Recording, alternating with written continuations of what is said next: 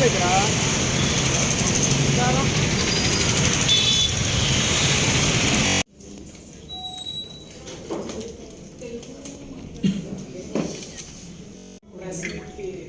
ఏంటి అంటే కార్డియో ఆబ్స్టిక్స్ అనే విభాగం రమేష్ హాస్పిటల్లో ఇనాగ్రేట్ చేస్తున్నాము. వరల్డ్ హార్ట్ డే సందర్భంగా యూజ్ హార్ట్ టు కనెక్ట్ అనే థీమ్ అన్నమాట. ఈ సంవత్సరం వరల్డ్ హార్ట్ డే థీమ్ ఏంటి అంటే use heart to connect. Inter departmental connections, ఈ కార్డియో ఆబ్స్టిక్స్ అనే ఎంటిటీ బయటకు రావడానికి ప్రధాన కారణం ఈ multi speciality hospital.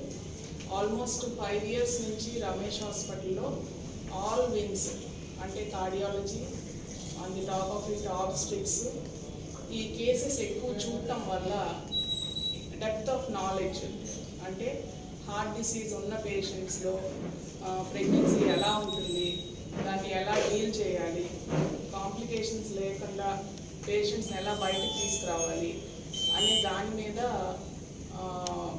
Regularly literature చూస్తూ ఉంటే ఈ మధ్య we are seeing in US, Australia, advanced states అన్నింటిలో కూడా lot of literature is coming out. ఎందుకు వస్తుంది ఇంత లిటరేచరు, అసలు హార్ట్ డిసీజ్ ప్రెగ్నెన్సీ అసలు ఎట్లా related, are they related or not అనేది సర్చ్ చేస్తే ప్రెగ్నెన్సీ అనేది దాని గురించి మేడం చాలా బాగా చెప్పగలుగుతారు. హార్ట్ మీద చాలా లోడ్ ఉంటుంది.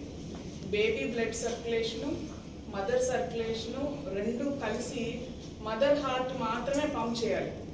సో బ్లడ్ వాల్యూమ్స్ పంప్ చేయాల్సింది, కానీ మదర్లో చాలా మార్పులు వస్తాయి ప్రెగ్నెన్సీ అనేది.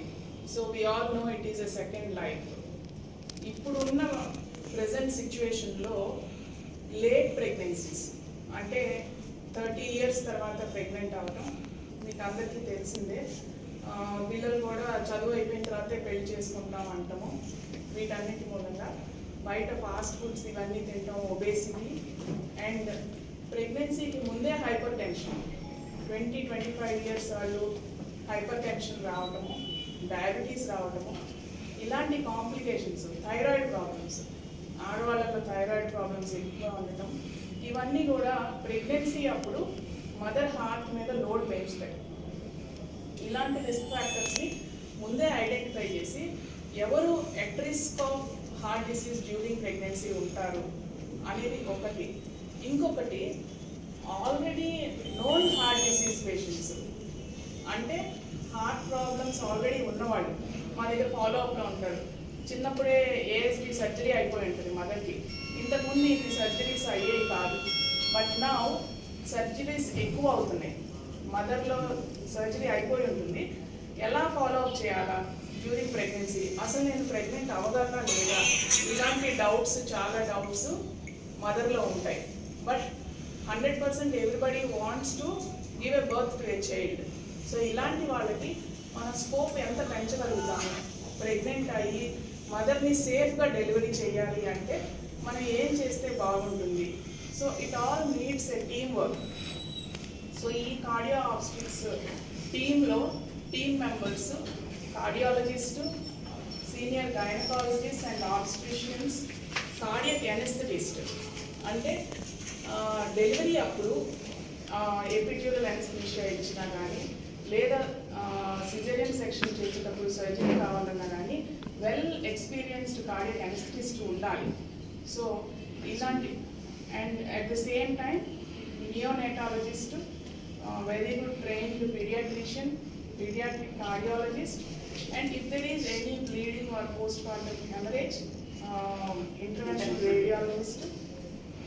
ఈ టీమ్ అందరూ కలిసి నిర్ణయం తీసుకుంటే లెస్ రిస్క్ ప్రెగ్నెన్సీస్ అనేవి, డెలివరీ సేఫ్గా జరిగే పాసిబిలిటీస్ పెరుగుతాయి. కాబట్టి as a team we thought it will be very useful for the public. Suddenly she developed hypertension, edema and all.